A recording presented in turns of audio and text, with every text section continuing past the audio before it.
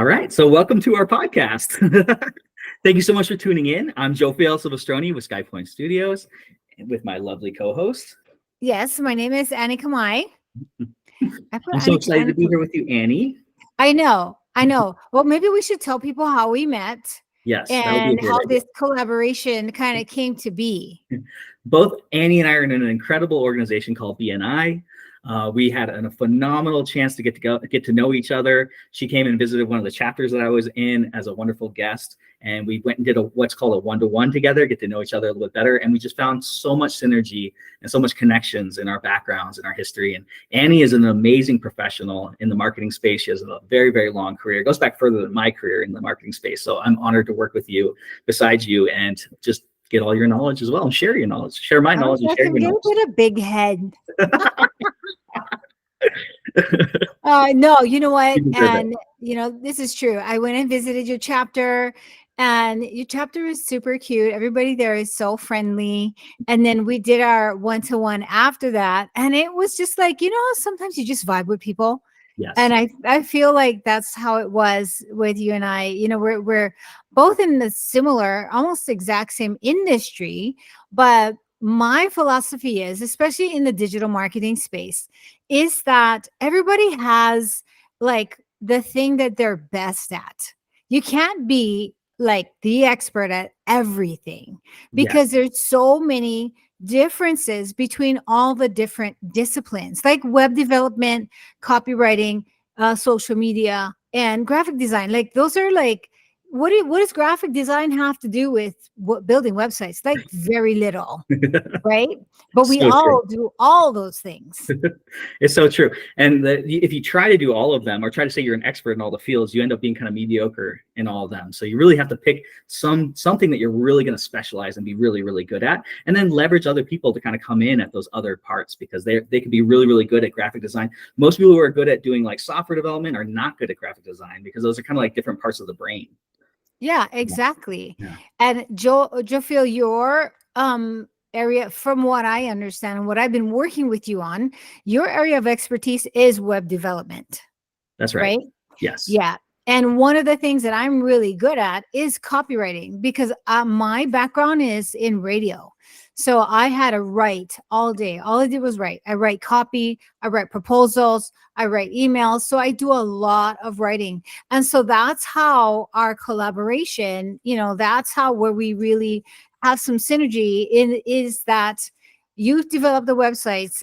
And when we get, because I do websites too. I don't do them myself. I'm like the conduit, right?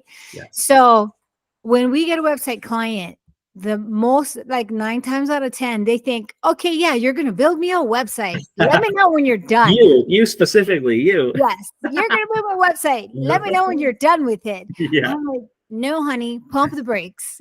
I need copy. I need the content, right? You need all of the verbiage that's going to go on your website, how to describe your services, how to describe, your products, and then images that go along with that. So, that's how we have created a really good collaboration in doing those kind of things. Yes, we synergistically work together in that way. And like a good website has really, really good copy. Like anybody can write something, but is it actually going to actually sell the product properly, or introduce you or make yourself look good? So you really need an expert in that. And it's the same thing when it comes to web design. You could go out and you could do Wix yourself. You could do GoDaddy Builder yourself, but is it going to be professional at the end of the day? Because those are really just amateurs. So that's where I feel like the two of us together are really powerhouses in our own fields. And yeah, exactly. This together with you. Yeah, and I liken it to, what lawyers say, that the client that represents himself in court has a dummy for a client. That's a good one. So like that, yeah. So like so you can go build your website. It's not going to look professional.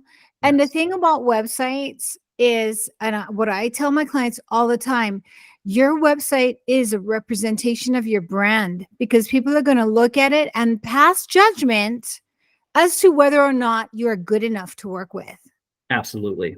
Yeah, absolutely. It's like having a clean kitchen in a restaurant. The cleaner, the more organized the restaurant is, the more people want to eat there. The food is going to be good. When you're clean and you're organized, your food is good. So it's the same, like, when your copy's on point, when your website's firing on point, when everything's smooth and firing, people don't even know what it is. They just get a good feeling towards this brand, and everything just flows. And so there shouldn't be like hiccups or points or pain points that are, you do have to deal with those, but you need a professional to help you massage those out typically. Right. Yes. Yeah. And I feel like that's the really good reason why we work together. And, we had talked beforehand about what we're going to discuss on our podcast. This is our inaugural podcast. Woohoo, take it off. It's going to go viral, baby. Just watch. Yes, that's what's up. And thank you guys for watching. But we had talked about like collaboration, like when should you do it? Who would be a good collaborator with you in your business if you are in like this space? It can apply to any other industry, but I think if we put it in that context of like what you said, who, what, when, where, and how, it kind of makes sense. So why people should work together, because there's enough business for everybody out there. Absolutely enough to go around. And the competition is just a natural part. I like to call business like my sport, because I always grew up playing sports, but I don't play sports currently, not in a competitive sense, just to heck of it, just have fun. But, business is my sport because it is competitive, and there's nothing wrong with being competitive. It's what makes us all work harder to provide a better product. But at the end of the day, you need strategic alliances. I feel like in order to carry yourself further, to go further, to expand yourself, you do need strategic alliances, and it's a great way to diversify what you can offer people and create a better product together and get knowledge out there. I learned so much from you. Hopefully you learn from me. Like we give to each other. Yeah, exactly. And by the way, I love your TikToks. I watch them all the time. They always come up on my feed first. That's awesome. Well, thank you for that. Thank you for being one of my very few watchers out there. So thank you. I'm a super fan. You're awesome. But yeah, exactly. Like who should you align with? And and hopefully in this dialogue, we'll talk about and how to come up with the right people that would be good to align with, and what are some green flags to look for in partnerships, what are some red flags to look in partnerships, and what would be really good for you to look for and reach out to, because you don't necessarily want to just like align yourself with everybody in your industry per se. You really want to make sure you're strategic about who you're choosing.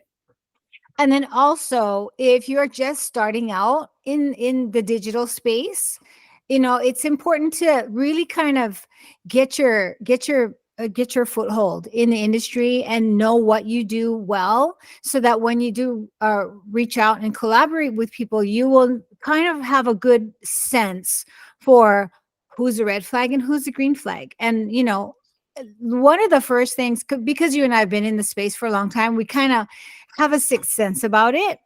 But I'm very open, and I meet with a lot of people because I'm always looking for collaborations, because there's power in partnership. And like whether or not I vibe with somebody is really important to me, because you're building a relationship. You're not only building a like a business alliance, but you're building a relationship. You need to trust that person, like look at their work ethic. Do they say the things that they're going to do? What about like their commitment on deadlines? Because that's important to the client. If you promise them a deadline, if your partner falls short of that deadline, it's on you, because I'm facing the client, not my partner, right? Yes. You can't blame them for those types of things. If you choose to bring people on and they are falling short of what we need to deliver to the client, ultimately it will be your responsibility. So it is like what you're saying. I think it's important to establish yourself, to be able to know what it is. Who are you in the industry? What are you trying to accomplish? And really get your identity, get your foothold. And maybe that's a year, 2 years, 3. I mean, everybody's gonna have a little bit of a different timeline. But I like what we're trying to say here is I don't think it's a good idea to just, like, if you started your business, a week ago, to go out there and say, okay, I'm going to create a strategic alliance with somebody, because they may not only are you not really ready yet, but you may get swayed in other ways that maybe is not true to your authentic self. So I would caution that. I think you need to know who you are a little bit before you start to create these alliances. I think that's a good advice, I would say. Yeah, exactly. Because you, like you said, you have to develop a sense of, in BNI, we say know, like, and trust, right? Yes, You that's have to right. know someone, and you have to like them, and you have to trust them, because you are facing, your client facing.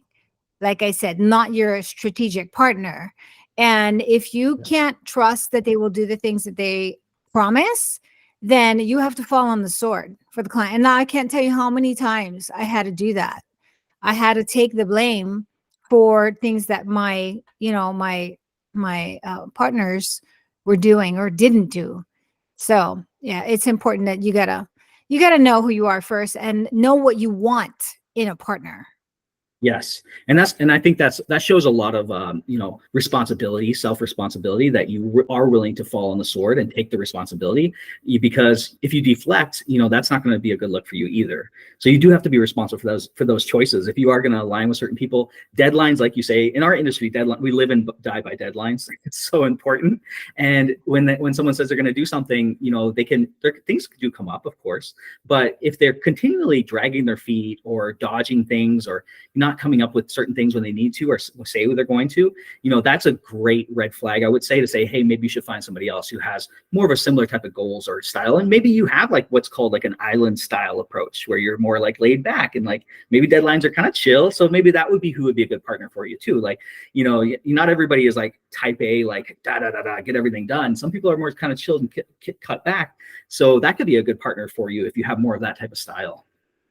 Yeah, so I wanna speak to this point about working with strategic partners, or they call them white label agencies, Yes. right? And there's a lot of white label agencies in the US. And to be honest, you and I can work together and be white label. Nobody knows that I have my own firm. I could be working for a SkyPoint and client facing. If we have like client meetings, I can represent your company. That's called white labeling.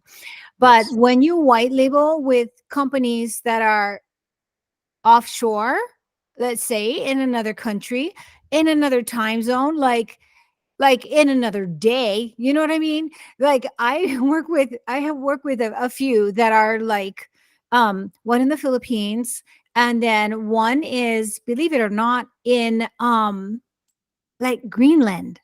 Wow. Yeah. That's Yeah. awesome. Yeah.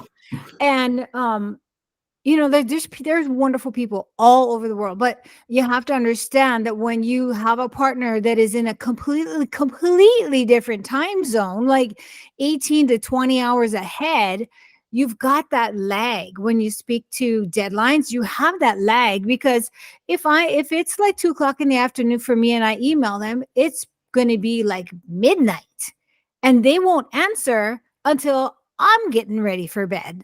So there's that whole lag. To get a question answered takes 2 days, and then to get a task done takes like an extra week. So you've got to, there's nothing wrong with working with partners like that, because the fulfillment is wonderful. They do a good job, but you have to factor in that extra time so that, you don't disappoint your client or fall behind in your deadlines. That's such a great point. And anybody who has not used a white label service like that, it's probably similar to like ordering products off of Temu or something like that. Like it's yeah, you're getting the products cheaper from Temu, but you are going to wait 2 to 3 weeks, to get it. And then you don't know, so I think that's a good analogy of what it may be. Yeah, like. I was just gonna say that's a great analogy. You get what you pay for. Exactly. And so that's what's so beautiful about finding strategic partners that are like Annie and I are in the same city. We're both in Las Vegas. So that's a beautiful thing, because, if I bring on Annie on for a project and she's doing copy for one of my projects, and I need the clients like, hey, we need to have a meeting about this, about this copy, I can bring Annie on and she's going to make me look like a rock star.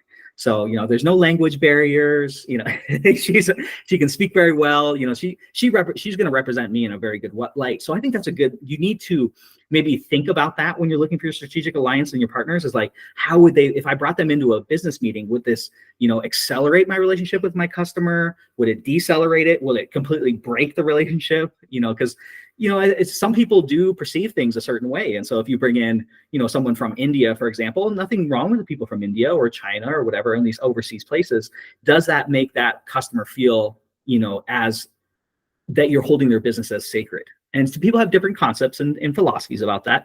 I think it's great that we can source from all over the world, because in our digital, we're video Skyping right now, even though we're in the same city. So you can do that anywhere in the world. And I think that's great. You just have to kind of think about what are the pros and cons.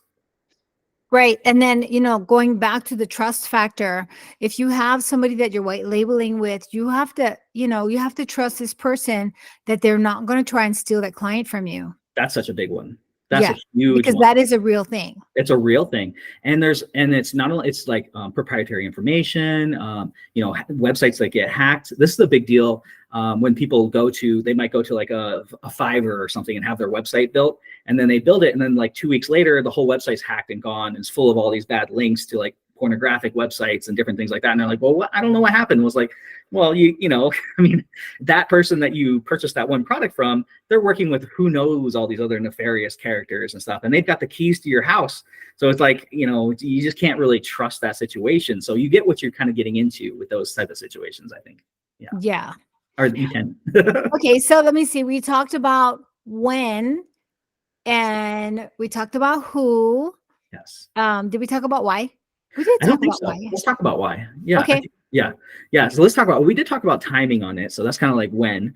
So the why of it, I think, is really important, because you can never really expand yourself as far as when you bring on like other alliance and partners, because I will never know the full backstory of all of your advertising history, everything that you've done in copywriting. You've been a copywriter for so long that I could never catch up to those types of things, and not even with ChatGPT, sorry. But I know you were working for a long time before ChatGPT came along. So you put the work in before ChatGPT was a thing. Yeah. But you have to know how to prompt ChatGPT too. So there's a whole skill set in that too. But yeah. I mean, I say all that to say that you want to find people who are going to expand your consciousness and expand your offerings and make you grow. So the whole together is bigger than the parts of the sum. Right. Saying like that. Yeah. Well, I kind of like think of it as, I mean, I don't come from a farm, but like a one-armed farmhand. That's what I feel like sometimes when I've got like, especially sometimes, it can be in our industry, let's face it, let's be real. It can be feast or famine, right? Yes. So like, just get this influx of clients, like stuff you've been working on for so long, then all of a sudden, boom, you get a whole bunch of work, and you feel like, I don't have enough hands to do all of this. Yes. And that's a good time to bring on a partner. You're like outsourcing stuff, and like as the owner of the business, I come from a sales background.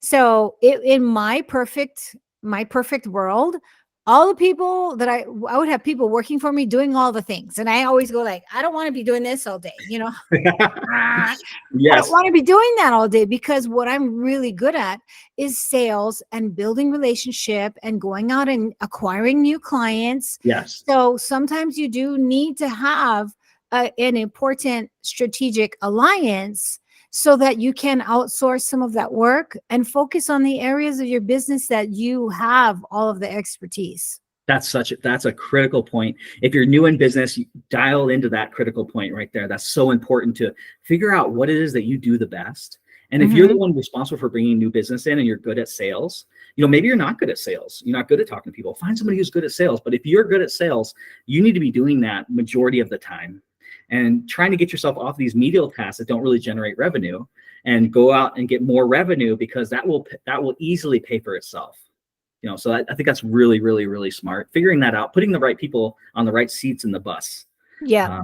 Oh, and then just to take a little sidebar, speaking of sales, so it's really important for everyone out there to know that when you start a business, you need to be good in sales, because you need to know how to pitch.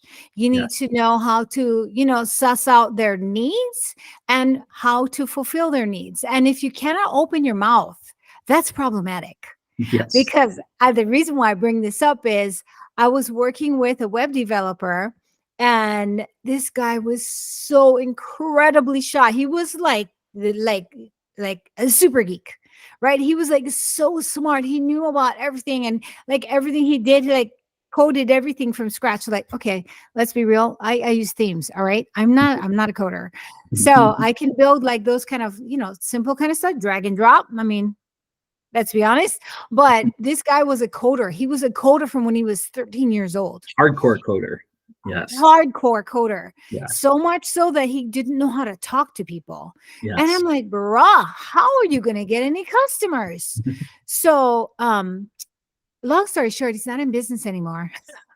Poor Because guy. Poor yeah, guy. I know. I was like, I brought him to a meeting, and he was so nervous. It was like I felt my heart just broke for him. But if you are going to be in business, I don't care what kind of business you're in, if you're going to be cleaning people's trash cans, you're going to be in pest control, or you're going to be a digital marketer, you have to have some kind of training in sales. And if you don't, you need to go get some.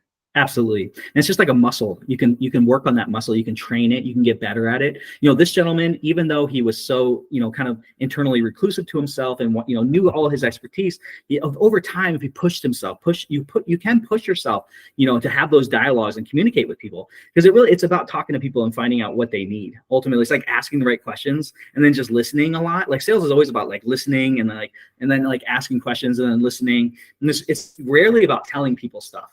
Like it's rarely about telling people. It's very, very. Uh-oh. Like You froze for a second. Hang on. Hello? I was getting too excited. I was getting too darn excited with that point. Too much energy. Okay, yeah. So you were saying about being shy and asking sales. Asking questions, listening. Like it's sales is such a process of getting them to open up about themselves. So like every business owner has a reason why they started. Let's say you're B2B, so it's not gonna be the same as B2C necessarily, but let's just say you're B2B because we're B2B.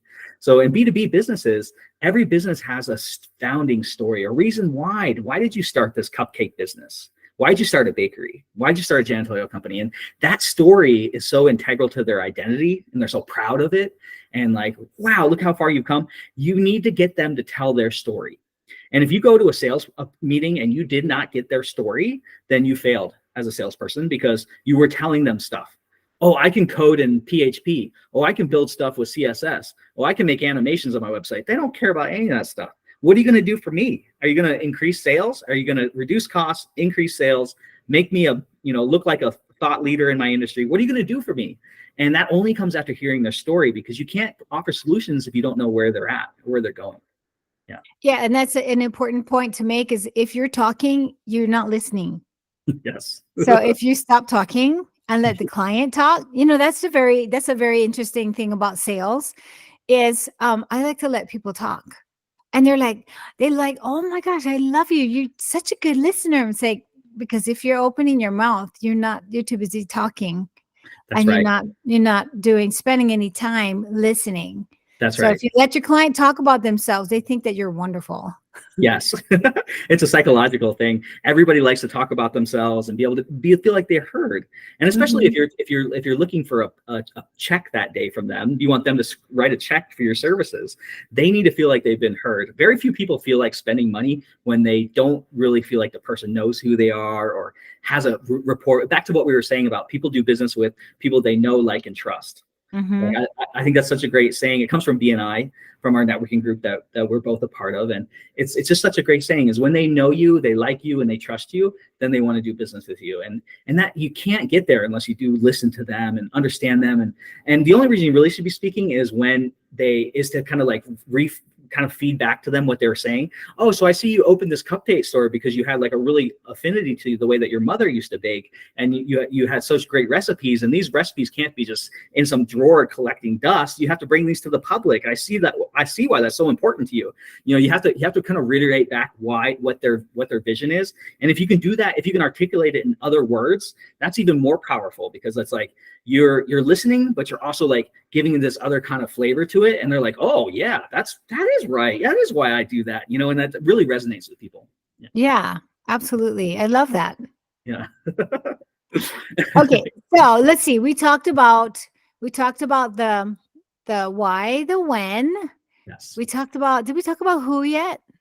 No, I think Like we should how, talk about who. Yeah, yeah, yeah, like yeah. how do you Maybe. know who your a good partner is for you? Yeah, yeah, that's such a great question. The reason why we're doing a podcast together is because we're both in a networking group which has a very high standards. BNI has a very high standards, so there's a quality check there already. I know that you've been a BNI member for a long time. I've been a BNI member for a long time. We both served in leadership roles, so that already kind of has a lot of great synergy going already. But then once we met together, I could say, oh wow, she's quite a kindred spirit to me, and your journey's been very similar to mine. And like I feel like when we have conversations, it's interesting. Like both of us can kind of feed off each other's thoughts, and so that's what makes a great partner. I feel like for someone that I want to align with, and that may resonate with you as well. But ultimately, who is going to kick butt for you too, and like also expand your business, because we want to grow the business. One of the things that can happen in a partnership is like you can kind of spin your wheels.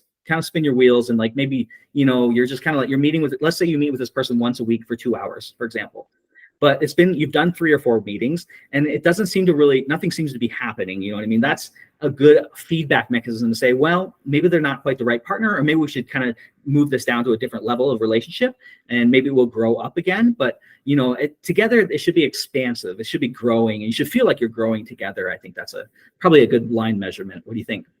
I think, yeah, and I also think you should trust your gut, Yes. because 100. like for my gut, I can tell when it's just not, you're just not resonating, it's just not clicking. Yes. Listen to that, because um it just goes back to synergy. Yes. Yes. Yeah. You have a real strong intuition. I feel like you can feel quite well when you're talking to Yeah. people. Yeah. Yeah, when I can tell in the initial meeting if this person is going to be good to work with. And just like maybe I'll share some indicators that are like, it raises my antenna, right? If the Yes. person just speaks too highly of themselves, because I'm a humble person. I don't boast about myself, but people who talk really big about themselves, usually it's because they have to puff themselves up, which means they're not going to come up to my standard, because I have a pretty high standard. I hold myself to a high standard. I'm always striving for excellence, and like I'm not striving for perfection, but I always want to be better and better and better at what I do. But I don't tell people about it. Yes. That's I like that a lot. I relate to that a lot. Like, I don't want to come off as boasting about anything or that I'm better than. And certainly even just this podcast, if you're watching this podcast right now, I'm no better than you. Annie's no better than you. We're no better than you. Even if you just started yesterday, or you haven't even started in business yet, even though we have years and years and years of experience, we're not better than you at all. You can do this too, and you can do greater things. So that I think that's always the lesson. And it feels, sometimes you do have to celebrate yourself and be like, okay, yes, I did it, and I accomplished things, and that's important too.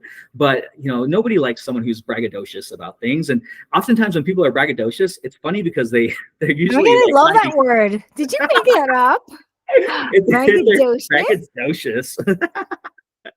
If you're braggadocious, you're usually hiding something. Like there may be Right. something behind it, where like you feel a little maybe inferior in some ways, or you're trying to hide a little something. And if you have to talk about your wealth, or you have to talk about your cars that you have, or your things that you have, that's usually, I mean, not always, but I mean, there could be class tasteful ways to do things. It's not always the case, but usually you're hiding something, and you're making up for something. You feel a little bit insufficient in certain ways. And the ego, it's an ego thing, right? Usually it's an ego thing, I think. Yeah. That's my And thoughts. then Yeah. also, I think it's important to look at pricing, Yes. because how people price there, you've got to be like in the market, right? If your Yes. prices are too low, Yes. that's, for me, that's a red flag, because Yes. what that means is that they have to take on so much work in order to make ends meet, Yes. that they're not going to have the correct amount of energy to put into my project. 100%. Yeah. Yeah. They're volume pricing, and they're just Yeah. looking to do volume, and volume pricing, the qualities, like, you have to pick one of the different things, like if it's going to be price, or is it going to be speed or quality. And like, you can't pick all 3 of them. Typically it does not work. So yeah, volume pricing only works under certain levels. If you have a really efficient model and you have a lot of different things going on, then you can kind of move into a more wholesale volume pricing. But you really need to make sure that your pricing is correct, not too high in the market, not too low in the market, finding a nice sweet spot. I think that's really, really important. And pricing is the hardest to figure out, especially like if you're a digital marketer and you're looking at starting a business, or you're kind of just getting started. Figuring out that pricing model is so important. I like to do what the hotels and the airlines do, is a pricing model that fluctuates based on how busy we are. If we're super busy, if we're 98% full on our, then the pricing goes up because we don't have room for that. If we're 58% full, we have more room for volume to have a little bit more affordable pricing. So that's the model I like. That's what the airlines use. That's what the hotels use. It's all based on how many people are using their product at that time. That may or may not work for you, but ultimately what Annie's saying is that you need to find something that's reasonable, so you're not just killing yourself and you're providing crappy products because of that. Because you're dying. You're working till 12 o'clock at night every single night just to get all this stuff done, and it's like and then you're barely paying your bills. Like that's not sustainable. Yeah. Right. Yeah. So when I find, a partner to work with, if their prices are too low, that means that the project that I give them to work on is going to go on the back burner. Right. So for me, 100%. that's a red flag. Yes. 100%. No priority there. Yeah. Yeah. And everybody should be, you have a lot of overhead as a business owner. So you have to factor all your overhead in. If you're transitioning from, maybe you still work a job right now and you're transitioning into a part-time into a business, you have to really consider that number one thing as a business owner is to figure out all your different prices, the things that cost you. What are all your different costs for everything that you have? And you have to consider all that. So if you're doing basement pricing, you're probably not covering all your overhead, and you maybe have not calculated all your overhead, and you're just kind of, you're just wishy-washy doing it. And that's not the best approach. You'll learn. Yeah.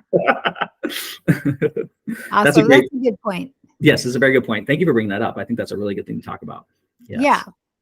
So I'm going back to our who, what, when, where, why, how. So did we cover everything?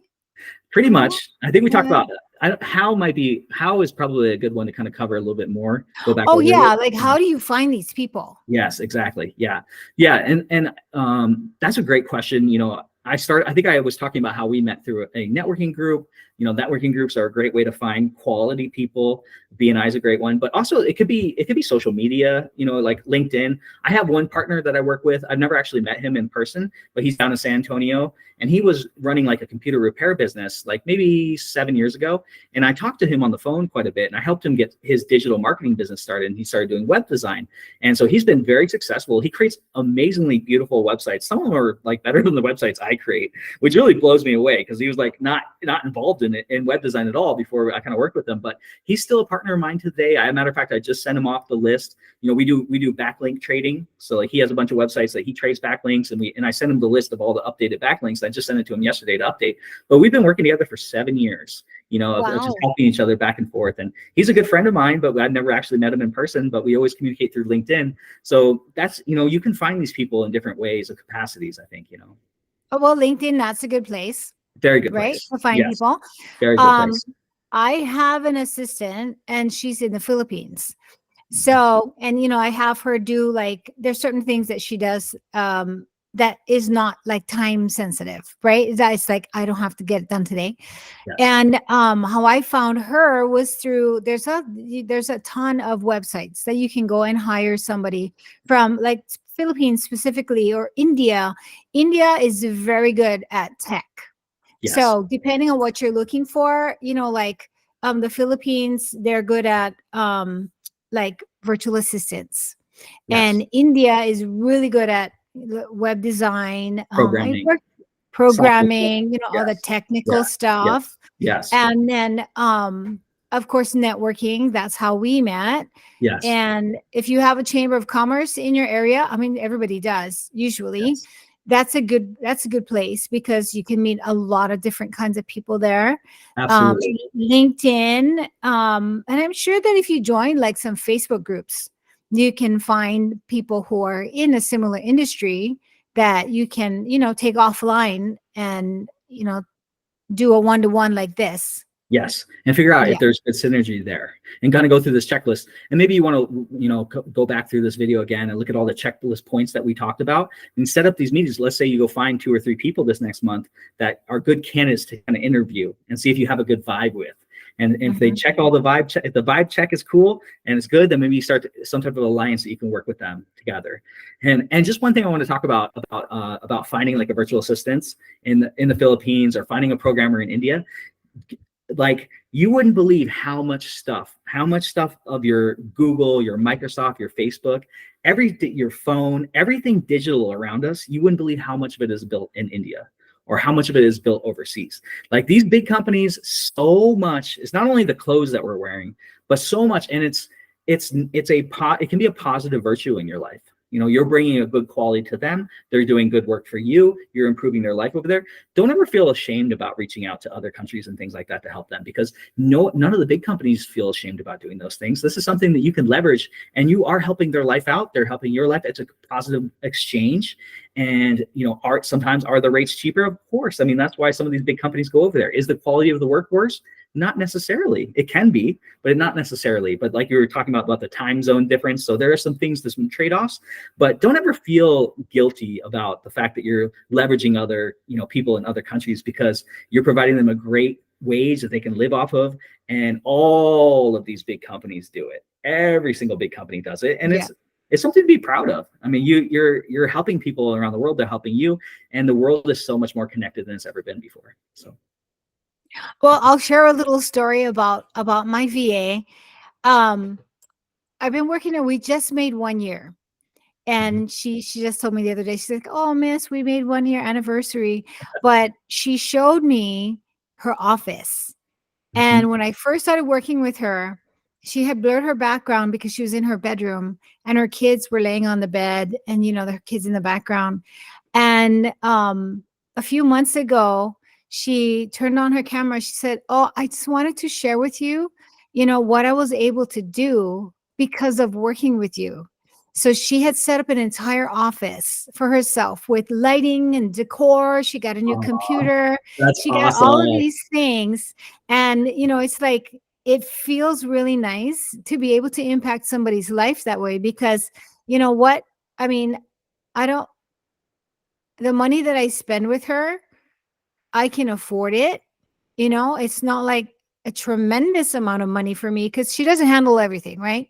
It's not a tremendous amount of money for me, but it made such a huge impact that she was able to have an office for herself after working with me for like 6 months. It's beautiful. So, And it changed her yeah, whole life, and the life that changed she's her able life. to provide her children. And these are going to be some of the most loyal, sweetest people that you've ever met in your whole life. Yeah. Like us as Americans, we're a little bit spoiled brats over here, a little bit. Like, we have Americans are fantastic, but like, you don't know what it's like to live in these other countries. And some of the interactions I've had with some of the people that I work with in like Sri Lanka or Pakistan or India, these are people that I've spoken to regularly, consistently, day in, day out. And it's always hey, good morning, sir. How are you doing? They're very respectful. Everything's very sweet. And that's, would you get that from the same? I'm not saying that it's not like that in like a factory, like if you're working in an Amazon factory or something like that, but I just think that their level of respect and that their love and joy for what they're doing is at a very, very high level. So don't be intimidated or afraid to work with people like that, and to bring some joy into their life as well. And that they're very, very respectful to be working with you, has been my experience. Yeah. Yeah. It's all And been I think today, like, after, I hate to like always say the pandemic, but life just changed It after did. the Oh, it's not pandemic. the same. It's like No, it's AD not the and same. it's like the It's before what? Christ and after Christ. It's like the AC, BC, Right, right. change of the But timeline. Yeah. the thing about, how what it's like to work today, so many things are acceptable. Like Yes. having a meeting, a virtual meeting like this is Yes. acceptable, where it wasn't really before. Working Right. from home is acceptable, and it wasn't before. Right. And like having an assistant, a virtual assistant, is Right. acceptable. And then to what we're speaking about now, having a virtual assistant that lives in another country is completely acceptable. Right. It wasn't before. Right. The standards have So changed. yeah, Yeah. yeah. And like Skype was how long was Skype around for? I think like 2012 to like, Oh I my don't know. gosh. It Yeah, a was long around, wasn't it, for a time. long time? And people would Skype, but it was always like for like long distance relationships. It seemed like that's what Skype was usually for. Is this Skype? Is it still a thing? I don't I even don't know. know. I think it is, but it totally went. Zoom Yeah. went and Skype went. Yeah, but Yeah, yeah, but exactly. it's funny how like Skype existed, and we all it was in our consciousness. Everybody knew what Skype was, but Yeah. it would be like, if you asked somebody in 2019 to hop on a Skype call, they would be like aghast at that. Like, what are you talking about? Like it just wasn't a thing before. So yeah, a whole paradigm shift, and it's a great thing because it really has frees up a lot of our time and our ability, and we don't have to travel as far, and we can do so much more things and work with people all around the globe. So I think it's really, really cool. That was one of the positive things that came out of that whole experience. And you could save gas. I'm always all about saving gas. Same. Yeah, it's awesome. And we could do meetings like this, which is so cool. Because before we would have to be in a studio together and, renting, and I've rented studio time before, but and studios are super cool because they do a lot of the work, but it's like $600 per session. Like this session today, if you want to do it in a professional studio, and I've done this before, it's $600 per show. And they do all the cutting and everything. They have it's multicam and everything like that. But you just imagine if we want to do a show every month or whatever, or every two a month or whatever we want to do, just imagine what the cost is on that. And I'm not saying that that's not something you should try to get to or something that's a cool attainable goal, but we could do this software, basically just very, very easy, very approachable, and anybody can do this. So. Yeah. And, like authenticity and transparency is highly valued today. Yes. So, doing it like this kind of informal, if you will, like not super edited or anything like that. I think that, there's value in it. I agree. I like it too. I'd rather listen to a conversation like this. I think it's nice and it's pleasant, and it's good because you just get like more of the top of the mind, more of the stream of consciousnness, which I think is really cool. And I like that. Plus I'm kind of lazy when it comes to editing. So I had to put that in there. I have literally just learned how to do editing in the last maybe 6 months. Before that, I was so scared. I was so scared. But you figured it out. I did. Yeah. That's awesome. Invention is the mother of necessity. That's right. That's awesome. So what do you think we should give maybe some ideas about what some of our other podcast topics might be, and some reasons why people should come stick around and come back type of thing? What do you think? Yeah. Well, I would love to talk about more of the services that we both do. Yes. Like we had talked about how to know if your SEO guy is actually doing the work. That's such a good one. Yeah. That's such a good one. I feel like people really need that help. Yes. Yeah. How do you know it's actually working and you're getting what you pay for? I think that's super, super important. Yeah. And that'll be we could really do a whole podcast on that, I think, because and we could do consistent, like ongoing series about that, because there's so much that goes into SEO. But you had that analogy about the house, and I kind of ran with that. It's so funny because it was a full circle moment. It was like your analogy you had told me, and then I was like digging in. I was like, that's a really good analogy. I was digging into it more, and I made this whole layout. And one of the analogies is like the roadmap to your house is like SEO. So like if you don't have good street signs, you don't have numbers on the side of your house, like you do Uber Eats or something and they can't find it, and they're like calling you, trying to get a hold of you and stuff like that. That's like your website on the web having no SEOs. None of your customers can find you. So I love that. Yeah, isn't that an awesome analogy? Yeah. Yeah, no, I like that. Yeah. It's like Google Maps for your website. Exactly. Exactly. Oh my gosh, do you remember those Grumman things? Was it called Grumman? Oh yeah, Garmin. Yeah. Garmin. Tom-Toms and Garmins. Yeah. I was on the freeway. I was on the freeway and I was following a slowpoke, and it was this old guy with one of those on his dashboard. Are you serious? I am not even kidding. He's still rocking the Garmin, and still, awesome. If it ain't broke, awesome. Baby. That's awesome. I think they do their maps off of like preloaded. Like I don't think it's connected to the internet or anything. Probably not. I mean, obviously not, because so it's just like a preloaded map or whatever. So that from like who knows when, like 2005 or something. Oh my gosh! So if you're going to a new neighborhood, you're screwed. Yeah, exactly. Yeah, it's not going to be on there at all. It's awesome. Oh, that's so funny.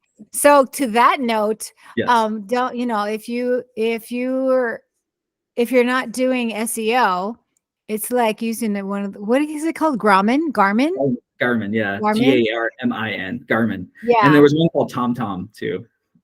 Yeah. See, we Yeah. never use that in Hawaii because it's so small. You didn't It's need like, it. yeah, you know how you learn how to get around? You get lost. And then you figure it out. You figure it out. Or you call your mom, where am I? How do I get my kids did, my son did that one time. He went downtown and he was lost. So I'm like on the phone, okay, turn here. No, go to the next light, like guiding him by phone. That's awesome. Anyways, so yeah, the analogy of the parallel of SEO is like Google Maps for your website. Let's Yes. talk about that. Let's that be our next Okay, chat. great topic. Yes, and we both offer SEO services. That's something that you can hire us both to do. Annie's amazing at writing. Writing is something that's so important to SEO.